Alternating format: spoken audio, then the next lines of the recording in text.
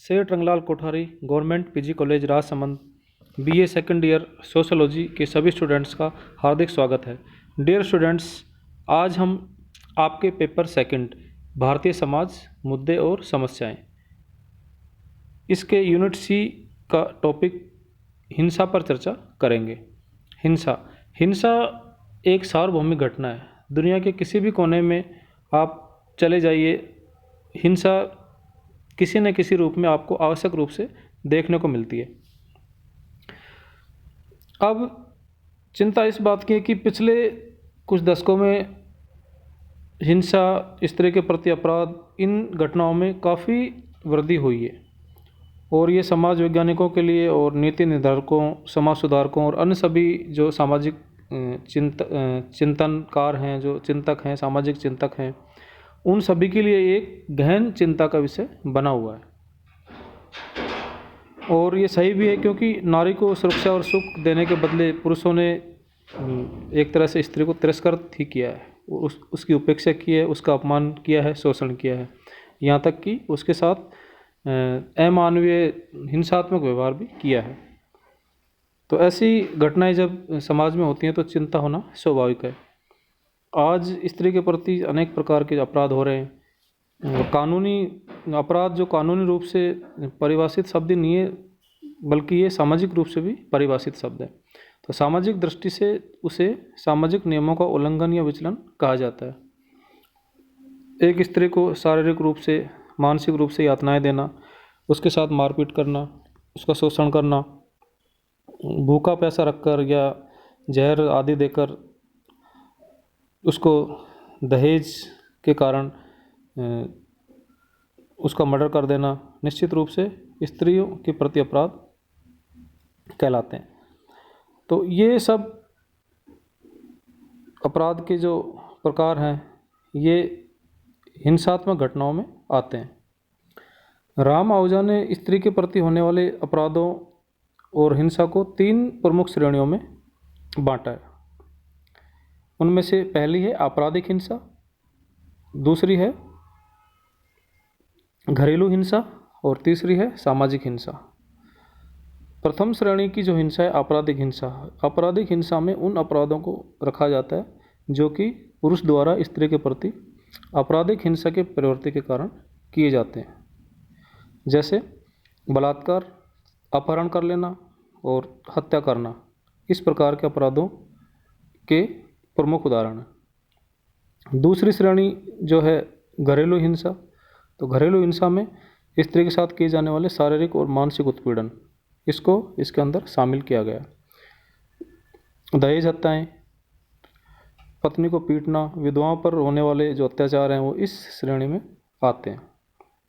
तीसरी श्रेणी है सामाजिक हिंसा। सामाजिक हिंसा में पत्नी या बहू को भ्रूण हत्या के लिए विवश करना, छेड़छाड़, युवा विधवाओं को सती के लिए विवश करना। सती की जो प्रथा थी, जो पहले पाई जाती थी, आज के समय में तो हालांकि नहीं है, मगर जो जब पाई जाती थी तो उस वक्त ये हिंसा की श्रेणी में आती थी। तो ये सामाजिक हिंसा की श्रेणी है, तीसरी श्रेणी। इसमें इसके लिए विवश करना और स्त्रियों को संपत्ति में हिस्सा नहीं देना, बहू को अधिक दहेज लाने के लिए उत्पीड़न करना। ऐसी जो हिंसक वारदातें हैं उनको सामाजिक हिंसा की श्रेणी में सम्मिलित किया जाता है। सामाजिक हिंसा को यौन शोषण और यौन उत्पीड़न के रूप में भी देखा जा सकता है। अब हम देखेंगे इसका अर्थ, घरेलू हिंसा का अर्थ किसे कहेंगे हम। घरेलू हिंसा, घरेलू हिंसा का संबंध घर गृहस्थी में नारी का किया जाने वाला शारीरिक और मानसिक उत्पीड़न, ये घरेलू हिंसा के अंतर्गत आता है। विवाह के समय जो एक स्त्री है वो सुनहरे सपने देखती है कि अब वो प्रेम से, शांति से उसका जीवन प्रारंभ होगा, लेकिन इसके विपरीत सैकड़ों हजारों विवाहित स्त्रियों के जो सपने जो टूट जाते हैं। और दुख तो इस बात का है कि ऐसी जो हिंसा या मारपीट का जिक्र करने में भी उन्हें लज्जा का अनुभव होता है और वे शिकायत करें तो भी खुद ही उन्हें दोषी माना जाता है। तो पड़ोसी भी ऐसे मामलों में हस्तक्षेप नहीं करते, क्योंकि यह पति पत्नी का एक निजी मामला समझा जाता है। दुर्भाग्य की बात यह है कि ऊपर से शांत और उच्च परिस्थिति वाले अनेक परिवारों में जहाँ पति पत्नी दोनों शिक्षित हैं, आत्मनिर्भर हैं, वहाँ भी मारपीट की घटनाएं देखने को मिलती है और ये अनियमितता का रूप ले लेती है। तो ऐसी स्थिति में सामाजिक दृष्टि से स्त्री एक बड़ा ही ऐसा महसूस करती है, क्योंकि वह जहाँ कहीं भी शिकायत करे, चाहे वो पड़ोसी हो, चाहे वो सगे संबंधी हो, चाहे पुलिस, वकील, जज या जिनसे भी उम्मीद रखती है, वो सभी उसे समझौता करने की सलाह देते हैं। अब हम बात करें भारत में घरेलू हिंसा, तो भारत में घरेलू हिंसा के विरुद्ध संगठित प्रयास किया जाना अति आवश्यक है, क्योंकि नगरों में स्त्रियों को परस्पर बातचीत करना सिखाना एक अति आवश्यक है और एक दूसरे के जो एक्सपीरियंस है वो शेयर करें और समस्या के समाधान के लिए कुछ कदम उठाएं और एक दूसरे के अनुभवों से उनको फ़ायदा उठाना चाहिए। सबसे बड़ी ज़रूरत ऐसे संरक्षण घरों की जहाँ ऐसी स्थिति में स्त्री अपने बच्चों के साथ रह सके और इस दिशा में कुछ आवश्यक कदम उठा सके। ये बताना भी ये आवश्यक है कि कानून की दृष्टि से स्त्री के प्रति ये घरेलू हिंसा एक अपराध है और पुलिस का ये दायित्व है कि ऐसे मामलों की जांच करे। ऐसा नहीं करना उनके कार्य के प्रति लापरवाही समझी जाती है, जो कि दंडनीय है। तो किसी भी व्यक्ति के प्रति हिंसा निजी विषय नहीं हो सकता, ये सार्वजनिक मामला है। घरेलू हिंसा में दहेज हत्याएं, पत्नी के साथ भावात्मक और लैंगिक दुर्व्यवहार, मारपीट करना, यौन शोषण, विधवाओं और बुजुर्ग स्त्रियों पर अत्याचार करना, भ्रूण हत्याएं आदि को प्रमुख रूप से सम्मिलित किया जाता है। तो इनमें से हम कुछ जो घरेलू हिंसाएं जैसे दहेज हत्या है, भावनात्मक और लैंगिक दुर्व्यवहार है और विधवाओं पर अत्याचार है, स्त्री हत्या, भ्रूण हत्या, इन पर हम थोड़ा सा चर्चा करेंगे। तो पहले हम लेते हैं दहेज हत्याएं। तो अधिकांश जो दहेज हत्याएं वो पति के घर में पति पक्ष के लोगों द्वारा एकांत में की जाती है और इनका कोई ठोस प्रमाण भी नहीं मिलता और ठोस प्रमाण नहीं मिल पाने के कारण पति और पति पक्ष के जो लोग हैं ऐसा करने पर कई बार बच जाते हैं और अनेक दहेज जो हत्याओं को सामान्य मृत्यु बता दिया जाता है। इस प्रकार से उनकी कोई भी सूचना किसी को भी प्राप्त नहीं हो पाती और सामान्य मृत्यु होना करार दे दिया जाता है। तो दहेज हत्याएं दहेज के जो लोभी व्यक्ति हैं उनके कारणों से ही होती है और उसका जो खामियाजा है वो एक निर्दोष जो नवविवाहित वधू है उसको भुगतना पड़ता है। भावात्मक और लैंगिक दुर्व्यवहार, यदि पति अन्य लोगों की उपस्थिति में पत्नी का अपमान करता है, उसे सारा दिन किए गए जो कार्य हैं उनका जो लेखा जोखा मांगता है, या किसी पुरुष के साथ उसके यौन संबंध होने के संबंध में संदेह करता है और उसको बेइज्जत करता है और उससे भावनात्मक दुर्व्यवहार करता है, तो ये इस श्रेणी में आते हैं। तो लैंगिक दुर्व्यवहार से अभिप्राय पत्नी के साथ यौन संबंधी कार्य हैं तो उसकी इच्छा के विरुद्ध जोर जबरदस्ती करना होता है। यदि उसे ज़बरदस्ती कोई नशे आदि का कोई भी, जिसे हम कहें कोई खाद्य सामग्री खिला दी जाए जिसमें नशीली चीज़ों को मिला दिया जाए, कोई ऐसा पेय पदार्थ जिसमें नशीला पदार्थ मिला हो उसको पिला दिया जाए और वो नशे में हो जाती है, कोई भी स्त्री हो, तो उस नशे के प्रभाव में जब वो ये नहीं जानती कि क्या हो रहा है, उसके साथ में क्या घटना घटित हो रही है, ऐसी स्थिति में उस पर लैंगिक प्रहार करना एक लैंगिक दुर्व्यवहार का एक अन्य रूप है। तो कहने का मतलब है कि बिना जाने और बिना प्यार के एक तरह से ये संबंध स्थापित करना लैंगिक दुर्व्यवहार की श्रेणी में आता है। इसके बाद है एक विधवाओं पर अत्याचार।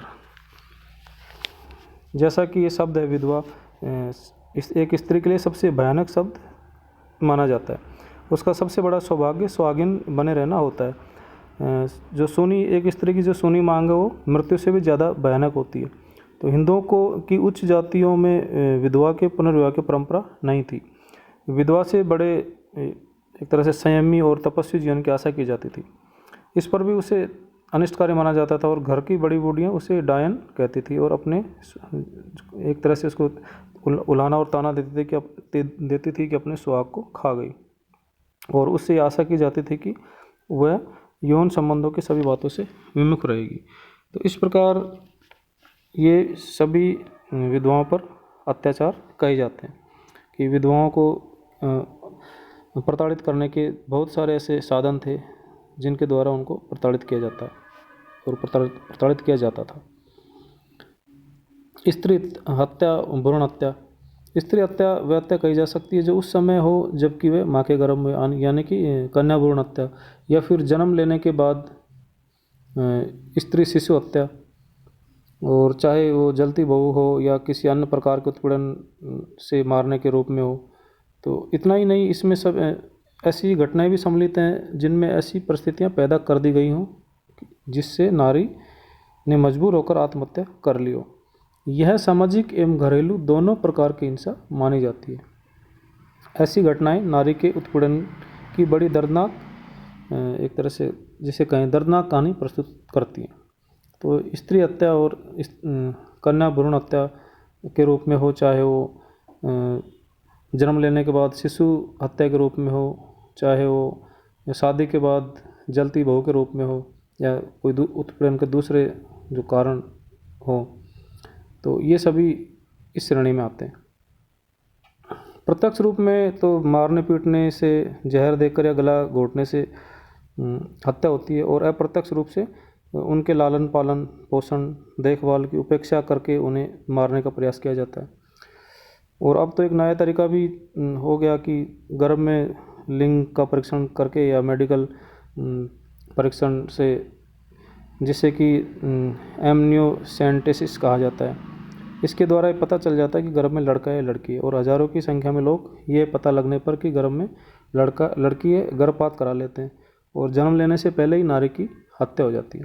तो वास्तव में पुत्र या पुत्री मंत्र किया जाना एक दोषपूर्ण व्यवहार है। सच तो यह है कि पुत्र या पुत्री के चरित्र और आचरण से ही परिवार का नाम चलता है, ना कि मात्र पुत्र के द्वारा। उनका चरित्र कैसा है और भविष्य में वो अपने आप को किस स्थिति में पहुंचाते हैं, मेहनत करते हैं और अपने परिवार का और माता पिता का नाम रोशन करते हैं। तो इसमें यह महत्वपूर्ण नहीं है कि वो लड़का ही ऐसा करेगा या लड़की ऐसा करेगी। यानी कहने का अर्थ है कि सिर्फ लड़का ही ऐसा नहीं करता, लड़कियां भी अपने माता पिता और परिवार का नाम रोशन करती हैं। तो कन्या भ्रूण हत्या एक बहुत ही अमानवीय घटना है जो कि समाज में नहीं होनी चाहिए, और बेटा हो या बेटी दोनों को ही बराबर का अधिकार दिया जाना चाहिए, और दोनों का महत्व बराबर होना चाहिए। मारपीट द्वारा भी स्त्री हत्या की अनेक घटनाएं मिलती हैं। कभी कभी यह भी कहा जाता है कि स्त्री ही स्त्रियों की दुश्मन होती है। जैसे कहते हैं कि सास ही बहू पर अत्याचार करती है, परंतु सच्चाई है कि अप्रत्यक्ष रूप से पुरुष ही स्त्रियों को ऐसे उत्पीड़न का हथियार बनाते हैं। भला वह स्त्रियां जिन्हें परिवार के लिए किसी भी निर्णय लेने का अधिकार नहीं है, किसी अन्य स्त्री की जान कैसे ले सकती है। जो हमने अभी बात की कि कहते हैं कि सास ही बहू पर अत्याचार करती है, वो ही उसके मरने का कारण बनती है, मगर ये इस बात का कोई पुख्ता ऐसे सबूत नहीं है, या हम पूर्ण विश्वास के साथ ये नहीं कह सकते कि ये सही है, क्योंकि एक स्त्री दूसरी स्त्री की जान नहीं ले सकती। इस संबंध में नीना कपूर हैं, उन्होंने भी कहा है कि उन्हें हम उद्धृत करना चाहेंगे कि उन्होंने जो वस्तु स्थिति है इसका अपने शब्दों में वर्णन किया कि संभवतः यह शक्ति का एहसास है। शक्ति किसी अपनी श्रेणी के किसी अन्य व्यक्ति के ऊपर और उसके विरुद्ध, परंतु यह आत्मनिर्णय की शक्ति नहीं है। ऐसी स्त्रियां जैसे सास है, ननद है, जेठानी आदि, तो पितृसत्तात्मक परिवार की एक वफादार सिपाही हैं जो अपनी ही नहीं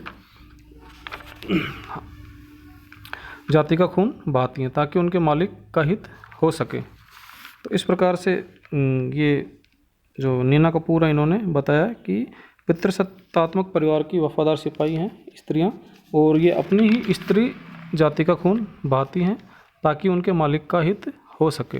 वास्तव में वह प्राय दोष पक्ष बनकर दूर खड़ा हो जाता है और स्त्री बनाम स्त्री द्वंद्व का निर्णायक और जज बन जाता है। कहने का अर्थ ये हुआ कि जो पुरुष है वो निर्दोष पक्ष बनकर दूर खड़ा हो जाता है और स्त्री बनाम स्त्री का जो द्वंद्व होता है उस द्वंद्व का वो निर्णायक बन जाता है और जज बन जाता है, और वो फिर फैसला करता है कि कौन सही है कौन गलत है और किसके कारण ये घटना हुई है। तो आज हमने अध्ययन किया हिंसा, घरेलू हिंसा किस प्रकार से ये प्रभावित करती है, कौन कौन सी इसके रूप हैं जिनके माध्यम से ये घटना होती है। Thank you.